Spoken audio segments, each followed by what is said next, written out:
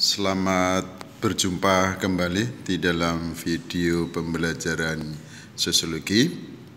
Kepada para siswa yang berbahagia, pada pertemuan sebelumnya kita membahas tentang dampak permasalahan sosial. Ternyata yang kita ketahui bahwa permasalahan sosial membawa dampak terjadinya keresahan yang terjadi di masyarakat, terjadinya kriminalitas di masyarakat, ya. Ini merupakan satu hal yang harus memerlukan suatu penyelesaian apapun permasalahan itu. Nah, di dalam pembahasan ini kita mau mengetahui cara-cara apa yang dilakukan untuk menyelesaikan satu permasalahan yang muncul di masyarakat. Jadi itu tujuan dari kita, agar siswa dapat menyebutkan dan menjelaskan tentang cara-cara penyelesaian dari suatu permasalahan yang terjadi di masyarakat. Ya, yang pertama yaitu upaya preventif, ya. Upaya preventif di sini adalah suatu upaya yang dilakukan untuk mencegah agar tidak terjadi permasalahan, ya. Misalnya melalui keluarga sebagai tempat penanaman atau bersosialisasinya nilai dan norma. Jadi upaya yang dilakukan mencegah dimulai sejak dini, sejak awal, yaitu dimulai dari kelompok sosial yang kecil, yaitu keluarga. Ya, jadi keluarga di sini peran orang tua dalam menginternalisasi nilai-nilai dan norma-norma sosial kepada anak, sehingga sejak awal anak bisa, ya, memilih dan memilah mana nilai dan norma yang baik dan mana yang perlu dihindari, ya. Yang kedua juga bisa dilakukan pencegahan itu di sekolah. Sekolah yang kita pahami sebagai miniaturnya masyarakat, ya, sebagai miniaturnya masyarakat. Di situ, ya, kita ketahui bahwa sekolah sebagai tempat bersosialisasinya dan menerapkan etika atau nilai-nilai yang berlaku di masyarakat, ya. Dengan demikian, siswa menerapkan nilai-nilai dan norma-norma yang diterima di lingkungan sekolah, baik yang berasal dari guru maupun yang berasal dari teman-temannya. Kemudian preventif juga bisa dilakukan di dalam penanaman nilai-nilai atau ajaran agama yang diperoleh dari kelompok agama, ya. Anda bisa memahami bahwa ketaatan dalam menjalankan agama merupakan salah satu cara untuk menghindari seseorang melakukan suatu pelanggaran atau kejahatan. Nah, inilah keterkaitan antara penerapan nilai-nilai agama yang ada di lingkungan sosial religius atau komunitas religius dalam menghindari adanya permasalahan-permasalahan sosial, ya. Itu. Kemudian yang kedua yaitu upaya rehabilitasi, ya. Upaya memulihkan suatu keadaan, upaya untuk mengembalikan satu keadaan dari akibat pelanggaran nilai-nilai dan norma-norma, ya. Upaya pemulihan, upaya untuk merehab, dengan menerapkan dua pendekatan, yaitu pendekatan emergensi, ya. Yang kedua, pendekatan berkelanjutan atau sustainability, ya. Jadi ada dua upaya yang dilaksanakan di sini, ya. Upaya rehabilitasi dengan bentuk darurat atau yang dinamakan emergensi.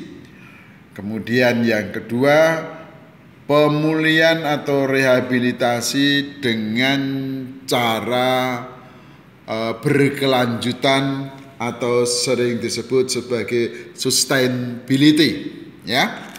Nah, di dalam penyelesaian upaya bersifat emergensi memang tidak memecahkan masalah secara kesinambungan, karena ini sifatnya hanya memberikan bantuan darurat, ya. Nah, kemudian yang penyelesaian atau memulihkan atau rehabilitasi yang berkelanjutan atau berkesinambungan bertujuan agar, ya, permasalahan tersebut, ya, bisa diselesaikan melalui tahapan-tahapan tertentu, ya. Nah, proses campur tangan atau intervensi dan pelayanan rehabilitasi, ya, itu bisa dilakukan untuk orang-orang yang mengalami permasalahan gempa bumi melalui trauma healing atau gunung meletus, ataupun permasalahan-permasalahan yang memerlukan penanganan berkesinambungan, ya.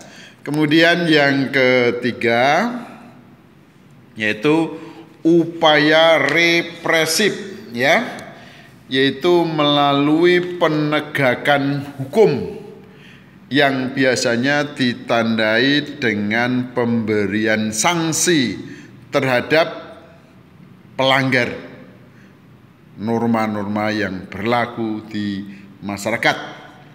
Jadi di sini ada keterlibatan 3 lembaga. 1 lembaga kepolisian, 2 lembaga kejaksaan, 3 lembaga peradilan, ya. Represif di sini, polisi memiliki tugas memberikan perlindungan hukum, melakukan penyelidikan dan menangkap pelaku kejahatan. Sementara lembaga hukum kejaksaan melaksanakan tugas melakukan penyelidikan dan melakukan penuntutan terhadap tersangka. Sementara lembaga peradilan bertugas untuk memutuskan suatu perkara, ya. Itu upaya represif, ya. Kemudian yang keempat yaitu upaya persuasif, ya. Upaya persuasif, ya. Upaya persuasif merupakan upaya pengendalian permasalahan sosial yang dilakukan tanpa kekerasan. Yang dilakukan tanpa kekerasan, saya garis bawahi, ya. Persuasif dengan cara damai, ya, tanpa kekerasan, ya. Yaitu melalui himbauan, melalui ajakan, melalui nasihat, melalui bimbingan, ya, agar kelompok-kelompok yang berpotensi pelanggar norma, ya, agar mematuhi melalui ajakan-ajakan, ya, yang disebarkan melalui pamflet atau melalui media sosial atau melalui spanduk, ya, atau melalui iklan layanan, ya, melalui iklan layanan, ya. Jadi permasalahan itu diselesaikan dengan persuasif, dengan perdamaian tanpa adanya kekerasan. Kemudian yang terakhir, yang kelima, yaitu dengan cara koersif, ya, dengan cara koersif, ya, yaitu penyelesaian permasalahan dengan cara paksa.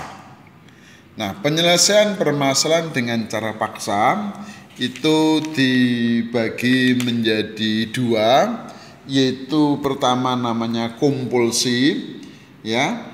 Apa yang dimaksud dengan upaya koersif dalam jenis kompulsi, yaitu penyelesaian permasalahan dengan cara paksa terhadap seseorang atau sekelompok agar taat dan patuh terhadap norma-norma yang berlaku.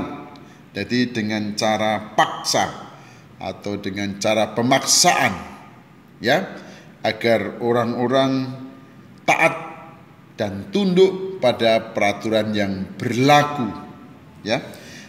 Yang jenis kedua upaya koersif yaitu pervasi, ya, merupakan penanganan masalah dengan cara mendesak, dengan mengulang-ulang penanaman norma-norma yang terjadi pada seseorang atau sekelompok orang dengan berulang-ulang dan terus dilakukan supaya norma itu terinternalisasi kepada seseorang atau sekelompok.